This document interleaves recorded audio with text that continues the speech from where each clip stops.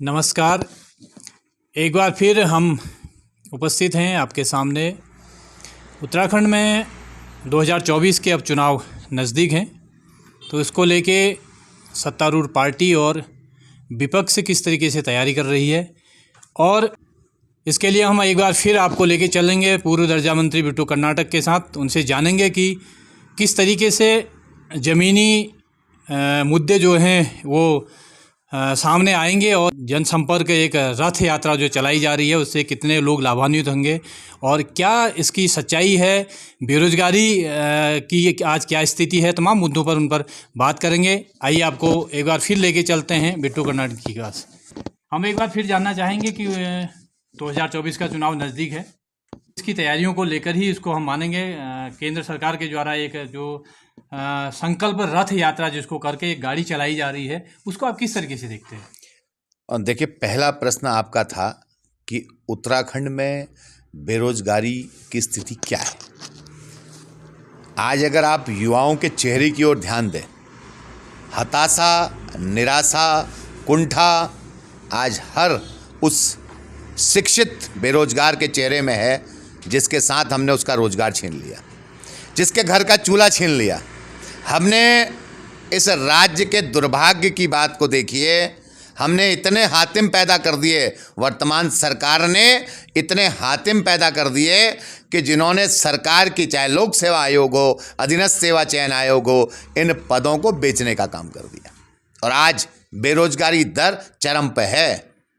हम अपने सबसे ऊपरी पायदान में हैं कि सबसे ज्यादा बेरोजगारी इस राज्य में है। आपने कहा तैयारियां कैसी चल रही हैं।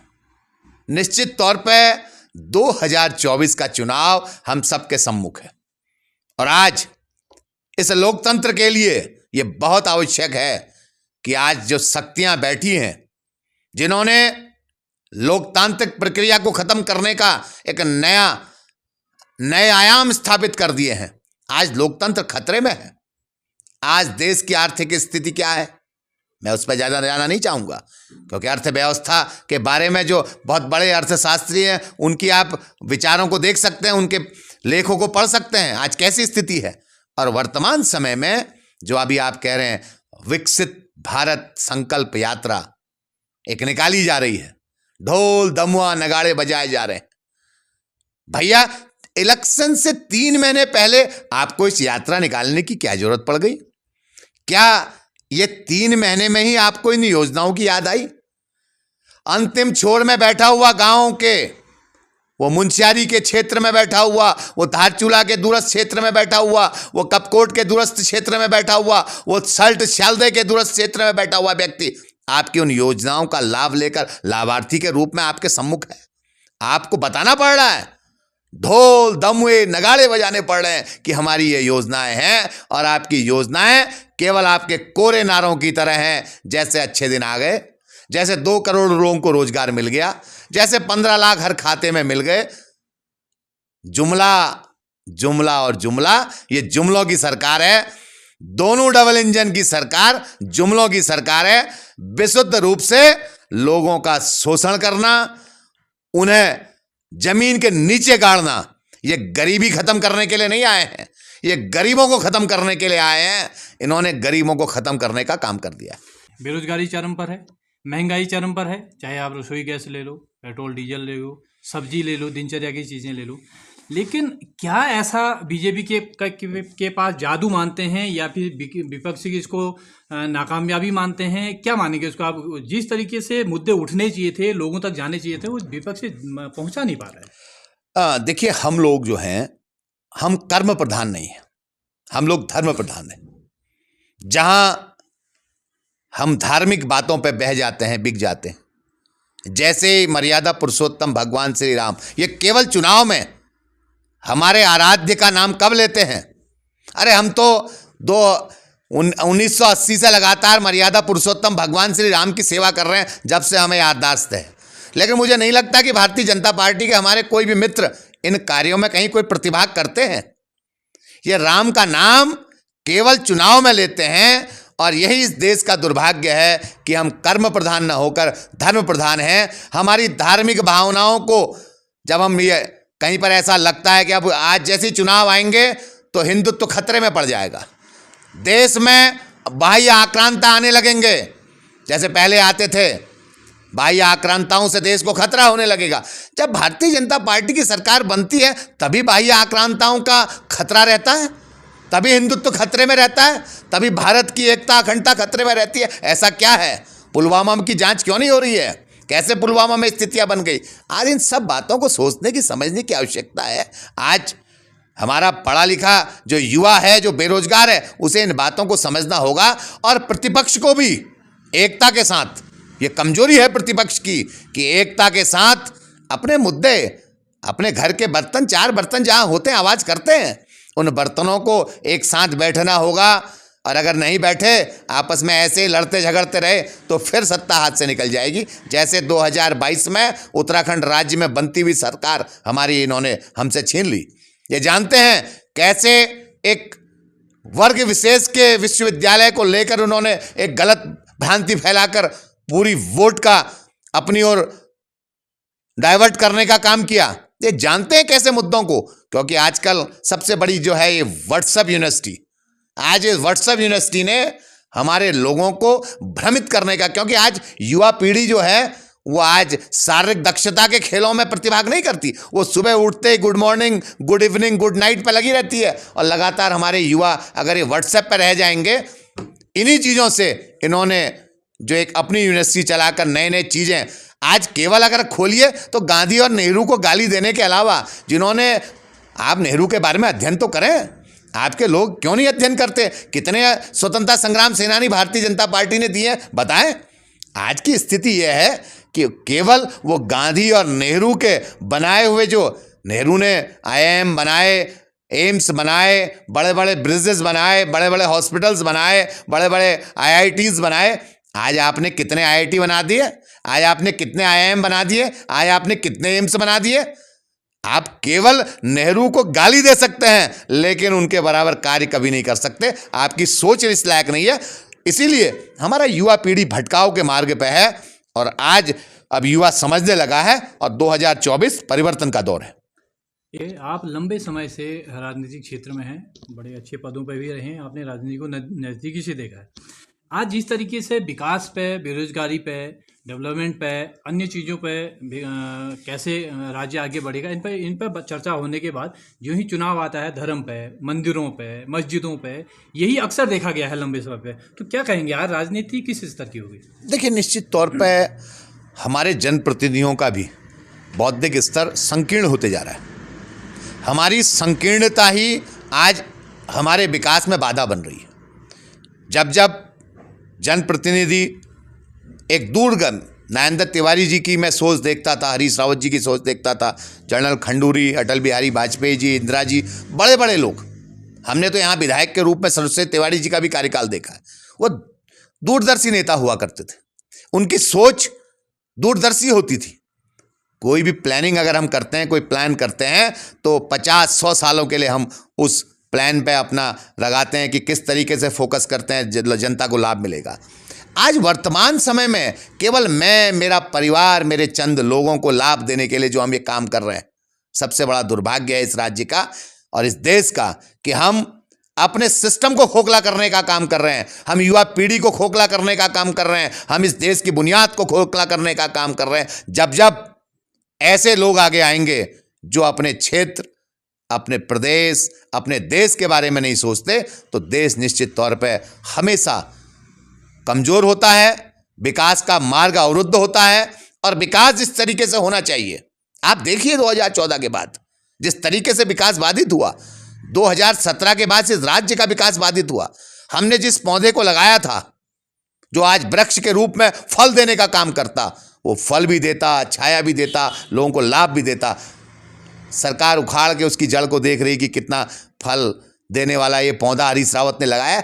आप जब ऐसे दुर्भावनाओं के साथ काम करेंगे, दुर्भावनाओं के साथ लोगों के अच्छे फैसलों को पलटने का काम करेंगे, लोगों के अच्छे निर्णयों को खत्म करने का काम करेंगे, तो प्रदेश और देश विकास के मार्ग में आगे नहीं बढ़ता। हम विधायक चुनते हैं, हम सांसद चुनते हैं, हमारे ही जनता के टैक्स के पैसे से जो निधि होती है वो हमारे जनता के विकास के लिए खर्च करने के लिए उनको दी जाती है। लेकिन दुर्भाग्य है इस देश का, इस राज्य का, हम कहेंगे ये निधियां लगातार वापस जाती हैं, वो खर्च नहीं कर पाते हैं। आखिर क्या ऐसा कारण है कि हमारा ही पैसा वो विकास में खर्च नहीं कर पाते? क्या मानते हैं इसको?